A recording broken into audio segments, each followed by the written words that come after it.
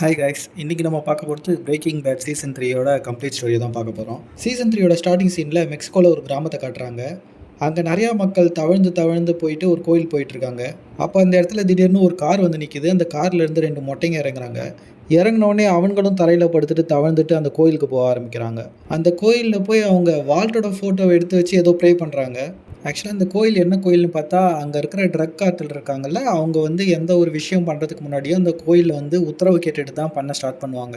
அந்த மாதிரி இந்த 2 மொட்டைங்களும் நம்ம வால்ட்டரோட ஃபோட்டோ வாங்க வச்சு அவரை கொல்லணும்னு சொல்லி அவங்ககிட்ட உத்தரவு கேட்டு வந்திருக்காங்க. ஆக்சுவலாக இந்த 2 மொட்டைங்க யாருன்னா, நம்ம ஏற்கனவே பார்த்து போல டூக்கோன்னு ஒரு ட்ரக் டீலர்.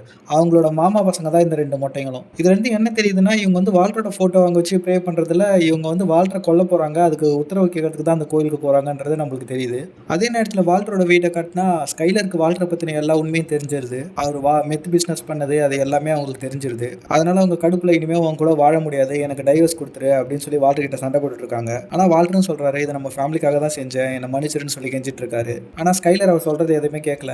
எனக்கு டைவர்ஸ் கொடு, அப்படி இல்லைன்னா நான் உன்னை பற்றி உண்மையை போலீஸ் கிட்ட சொல்லிடுவேன் அப்படின்னு சொல்லி கேட்டுட்டு இருக்காங்க. ஜெஸ்ஸியை கட்டுறாங்க. ஜெஸ்ஸி வந்து ஜெயின் செத்ததுலேருந்து ஒரு மாதிரி ரொம்ப சோகமாகவே இருக்காரு. அவர் ஒரு ரீஹாப் சென்டரில் சேர்ந்து அங்கே குரூப் செஷன் தெரப்பிலாம் அட்டன் பண்ணிட்டு இருக்காரு. வால்ட்டருக்கு என்ன பண்ணுறதுன்னு தெரியல. சரி, ஸ்கைலரை சமாதானப்படுத்தும் அப்படின்னு சொல்லிட்டு வீட்டுக்கு பீஸாலாம் வாங்கிட்டு வந்து அவங்ககிட்ட பேசி சமாதானப்படுத்த பார்க்குறாரு. ஆனால் அவங்க வந்து அவரை திட்டி அனுப்பிச்சிடுறாங்க. இதனால கடுப்பான அவர் வாங்கிட்டு அந்த பீஸாவை தூக்கி வீட்டு கூரை மேலே போட்டுட்டு அந்த இடத்துல இருந்து கிளம்பி போயிடுறாரு. இந்த பக்கம் அந்த 2 மொட்டைகளை காட்டுறாங்க. அந்த 2 மொட்டைங்களும் மெக்சிகோலேருந்து யூஎஸ்க்கு வரதுக்காக பார்டரை கிராஸ் பண்ணுறாங்க. பார்டரை கிராஸ் பண்ணுறதுக்கு அவங்க ஒரு வண்டியில் வராங்க. அந்த வண்டியில் அவங்க கூட நிறைய பேர் இல்லீகலாக பார்டர் கிராஸ் பண்ணுறதுக்கு அந்த வண்டியில் வந்துட்டு இருக்காங்க. அப்படி அவங்க அந்த வண்டியில் வரும்போது அந்த வண்டியில் இருக்கிற ஒருத்தன் வந்து இந்த 2 மொட்டைங்களையும் வெறுப்பேற்றி விட்டுறான். இதனால கடுப்பான அந்த 2 மொட்டைங்களும் அவனை கொண்டுட்டு அந்த வண்டியில் இருந்த எல்லாரையுமே தீ வச்சு எரிச்சு கொண்டுடுறாங்க. இதுலேருந்து அந்த மொட்டைங்க எவ்வளோ கொடூரமானவங்கன்னு நம்மளுக்கு தெரியுது. அவங்க மெக்சிகோ பார்டர் கிராஸ் பண்ணி யூஎஸ்க்கு வந்துடுறாங்க. யூஎஸ்க்கு வந்ததுமே அவங்க ஹெக்டர் அந்த தாத்தா இருந்தார்ல, அவரை போய் பார்க்குறாங்க. ஆக்சுவலாக அந்த 2 மொட்டைங்கிட்டையும் வால்ட்டரோட ஃபோட்டோ மட்டும்தான் இருக்கும். அவரோட பேர் என்னன்னு தெரியாது. அதனால் அவங்க வந்து ஹெக்டரை பார்த்து அவரோட பேர் என்னன்னு தெரிஞ்சுக்கிறாங்க. ஸ்கைலர் என்ன பண்ணுறாங்கன்னா, அவங்க பாஸ் டெட்டு கூடயே க்ளோஸாக இருக்காங்க. டெட் ஆக்சுவலாக கவர்மெண்ட்டுக்கு வரி கட்டாமல் ஏமாற்றிட்டு இருப்பாரு. அதுக்கு இவங்க சப்போர்ட் பண்ணிக்கிட்டு அவங்க கூட இல்லீகல் அஃபேரில் இருக்காங்க. ஒரு நாள் ஸ்கைலர் வீட்டுக்கு வராங்க. அந்த நேரத்தில் வால்ட்டர் வந்து வீட்டில் சமைச்சிக்கிட்டு அவங்க பையன் கூட பேசிட்டு சந்தோஷமாக இருக்காரு. இதை பார்த்து அவங்களுக்கு ரொம்ப கடுப்பாயிடும். அதனால் அவங்க, நான் டெட்டு கூட இல்லீகல் அஃபேரில் இருக்கேன் அப்படின்னு சொல்லிட்டு வால்ட்டர் கிட்ட சொல்லிடுறாங்க. இதை கேட்டதுமே வால்ட்டர் உடஞ்சி போயிடுறாரு. நடுவில் கஸ் வந்து நிறைய தடவை வால்ட்டர் கால் பண்ணியிருப்பாரு. ஆனால் வால்ட்டர் எடுத்துருக்க மாட்டார். ஏன்னா அவர் குடும்ப பிரச்சனையில் இருந்ததால். சரி, ஒரு நாள் போய் பார்ப்போன்னு கஸ்ஸை பார்க்க போகிறாரு. அப்போ கஸ் என்ன சொல்கிறாருன்னா, நீ உனக்கு கேன்சர் இருக்கிறது எனக்கு தெரியும், உன் குடும்பத்துக்காக நீ பணம் சேர்க்குறேன்னு எனக்கு தெரியும், நீ இந்த மாதிரி கொஞ்சம் கொஞ்சமாக மெத்து செஞ்சுருந்தா கொஞ்சம் கொஞ்சம் பணம் தான் வரும். கஸ் அவருக்கு ஆஃபர் தராரு.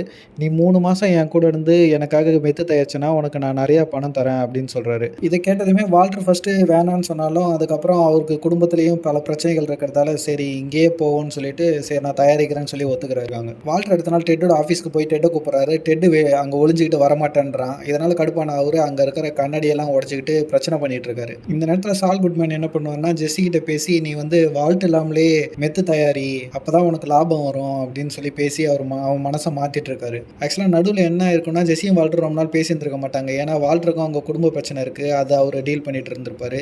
இங்கே ஜெஸ்ஸியும் ஜேர்னு நினச்சி ஃபீல் பண்ணிட்டு இருந்திருப்பான். 2 பேரும் நடுவில் கொஞ்ச நாள் பேசிட்டு இருக்க மாட்டாங்க. இதனால் ஜெஸ்ஸி ரொம்ப தனியாக ஃபீல் பண்ணியிருப்பான். அதனால் ஃபஸ்ட்டு சால் குட்மேன் சொன்னதை வேணான்னு சொன்னாலும் அதுக்கப்புறம் சரி நான் பண்ணுறேன்னு சொல்லி ஒத்துக்கிறான். கஸ் என்ன பண்ணுறான்னா, வால்ட்டர் ஒரு நாள் ஒரு லாண்ட்ரி இண்டஸ்ட்ரி மாதிரி இருக்குது, அந்த இடத்துக்கு கூட்டு போகிறான். அந்த இடத்தோட அடியில் போய் பார்த்தா அங்கே ஒரு மெத் லேப் மாதிரி ரெடி பண்ணி வச்சுருக்கான். வால்ட்டருக்கு இதை பார்த்தோன்னே ஷாக் ஆயிடுறான். ஏன்னா இது முடிக்க அவன் வண்டியில் தான் மெத் குக் பண்ணியிருப்பான். இந்த மாதிரி ஒரு எக்யூப்மெண்ட்ஸு இவ்வளோ பெரிய இடத்த பார்த்தோன்னே அவன் ரொம்ப ஷாக் ஆயிடுறான். அப்போ கஸ் என்ன சொல்கிறான்னா, நீ இப்போ கூட இந்த இடத்த விட்டு போகிறதுனா போகலாம், அப்படி இல்லைன்னா எனக்காக 3 மாதம் இந்த இடத்துல இருந்து மெத் குக் பண்ணி தரலாம் அப்படின்னு சொல்லி ஆஃபர் வைக்கிறான். வால்ட்டருக்கும் அவங்க ஒய்ஃப் ஸ்கைலர் வந்து ஏமாத்துறது ஒரு மாதிரி ரொம்ப கஷ்டமாக இருக்கும். அதனால் அவர் இந்த ஆஃபர் அக்செப்ட் பண்ணிக்கிறாரு. அதே நேரத்தில் ஜெஸ்ஸி என்ன பண்ணுறான்னா, ஜெஸ்ஸி அவனுக்குன்னு சொந்தமாக ஒரு ஆர்வி வண்டியை வாங்கிட்டு அதில் வந்து மெத்து ஓனா குக் பண்ண ஆரம்பிக்கிறான் வால்ட்டர் இல்லாமல். ஜெஸ்ஸி அவன் பண்ண மெத்து எடுத்துகிட்டு போயிட்டு கஸோட அடியாள்கிட்ட கொடுத்து விற்கிறான். கஸோட அடியாலும் அதில் வந்த லாபத்தோட பாதியை மட்டும் எடுத்துகிட்டு வந்து ஜெஸ்ஸிட்ட கொடுத்துட்டு மிச்ச பாதியை கொடுக்க மாட்டான். ஜெஸ்ஸி ஏன்னு கேட்டதுக்கு, நீனும் வால்ட்டரும் பார்ட்னர்ஸு, அதனால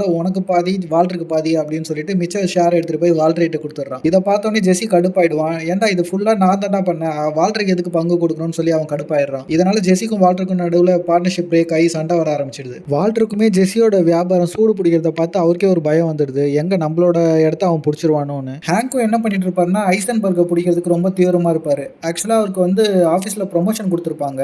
ஆனால் அவர் அந்த ப்ரொமோஷன் வேணாம், நான் ஹைசன்பர்க் தான் பிடிக்கணும், அதுதான் என்னோட வாழ்நாள் லட்சியம்னு சொல்லிட்டு அந்த ப்ரொமோஷனே வேணான்னு சொல்லிடுவாரு. ஆக்சுவலா ஹேங்க்குக்கு வந்து ஜெஸியோட வண்டி மேல ஒரு டவுட் வந்துரும். இந்த வண்டியில தான் வந்து மெத்து தயாரிக்கிறான் அப்படின்னு அவருக்கு ஒரு டவுட் வந்துரும். சரி, ஜெஸிய வந்து நம்ம அந்த வண்டியில அவன் மெத்து தயாரிக்கும்போது ப்ரூஃபோட பிடிக்கணும் அப்படின்னு சொல்லிட்டு ஒரு நாள் வராரு. ஜெஸியும் வால்டரும் அந்த ஆரி வண்டிக்குள்ள நின்னு பேசிட்டு இருக்கும்போது வெளியில ஹேங்க் வர்றத பாத்துறாங்க. ஐயோ, ஹேங்க் உள்ளார வந்தா நம்ம மாட்டிப்போம் அப்படின்னு தெரிஞ்சிருது. அதனால சும்மா ஹேங்க்குக்கு ஃபேக்கா ஒரு எமர்ஜென்சி கால் பண்றாங்க. இத பார்த்தோனே ஹேங்க்கும் அந்த கால் அட்டெண்ட் பண்ணிட்டு அந்த இடத்த விட்டு போயிடுறாரு. அதுக்கப்புறம் இவங்க 2 பேரும் எஸ்கேப் ஆயிடுறாங்க. ஹேங்க்குக்கு அவங்க ஃபேக் கால் பண்ணிருக்காங்கன்னு தெரிஞ்சிரும். அதனால அடுத்த நாள் ஜெஸிய பார்த்து என் ஒய்ஃபுக்கு உடம்பு சரியில்லைன்னு எனக்கே ஃபேக் கால் பண்றியான்னு சொல்லி அடி பொலன்னு பொலந்து அவனை ஹாஸ்பிட்டல்ல சேர்த்துருவாரு. ஹாஸ்பிட்டல்ல இருக்க ஜெஸி ஹேங்க் மேலேயும் வால்டர் மேலேயும் செம கோவத்துல இருப்பான். ஹாஸ்பிட்டல்ல இருக்க ஜெஸியை பார்க்க வால்டர் வர்றாரு.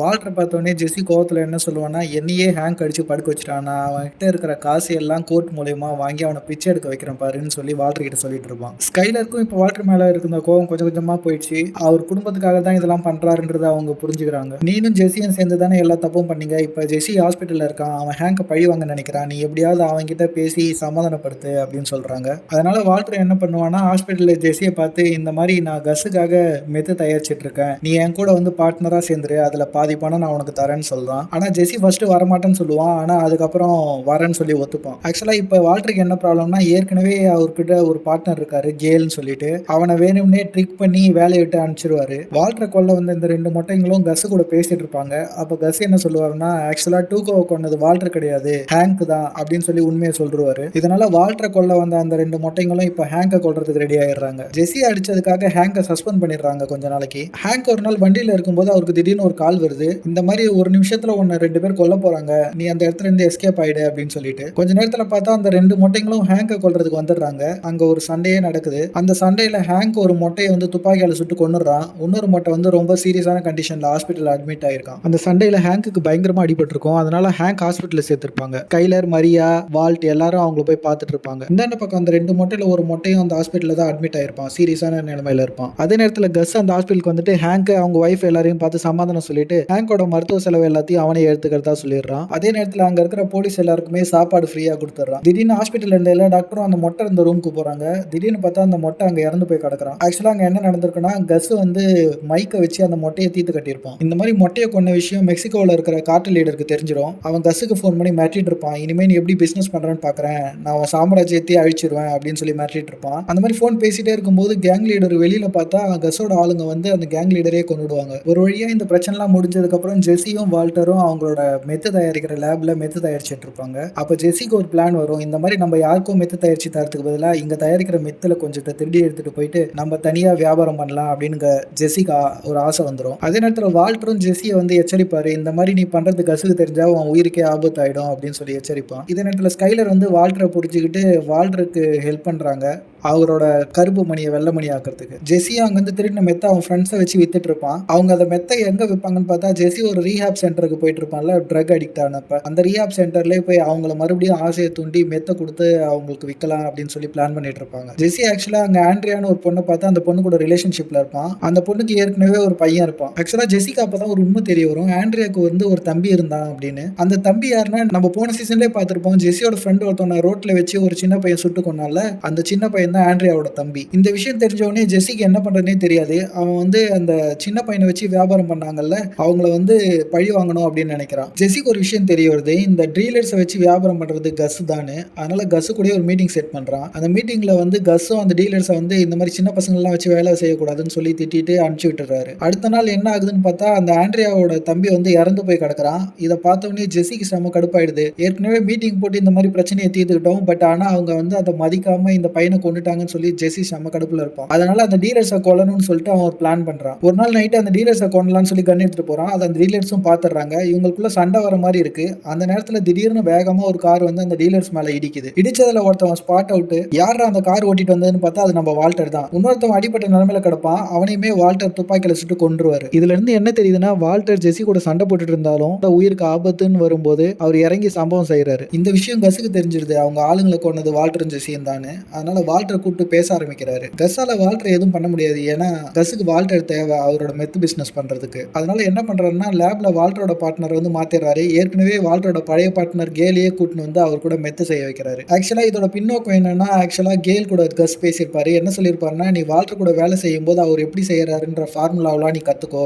நீ கத்துக்கிட்டனா அதுக்கப்புறம் நம்ம வால்டரை கொண்டுட்டு நீனே வந்து அந்த சூப்பர் லேபை பார்த்துக்கலாம் அப்படின்னு சொல்லிட்டு. கேலுக்கும் இதை கேட்ட உடனே சந்தோஷமாயிடும். சரி ஓகே நான் அப்படியே பண்றேன். அவர்கிட்ட வேலை செஞ்சு நான் ஃபார்முலாவை கத்துக்கிறேன் அப்படின்னு சொல்லி ஒத்துப்பான். இந்த விஷயம் வால்டருக்கும் தெரிஞ்சிருது. அவர் ஜெஸி கூட சேர்ந்து ஒரு பிளான் பண்றாரு. இந்த மாதிரி கேலை கொன்னுடலாம் அப்படின்னு. ஆனா ஜெஸி தயங்குறான். அப்ப வால்டர் என்ன சொல்றாருன்னா, இப்ப நீ கேலை கொல்லணும்னா அவங்க அந்த ஃபார்முலாவை தெரிஞ்சுக்கிட்டு என்ன கொன்றுவாங்க அப்படின்னு சொல்லி பேசிட்டு இருக்கான். இதனால ஜெஸியும் வேற வழி இல்லாம கேலை கொன்னுடுறான். இதோட இந்த சீசன் 3 முடிக்கிறாங்க. இந்த சீசன் பிடிச்சிருந்தா மறக்காம சப்ஸ்கிரைப் பண்ணி லைக் பண்ணுங்க கைஸ். அடுத்த சீசன்ல பார்ப்போம். பாய்.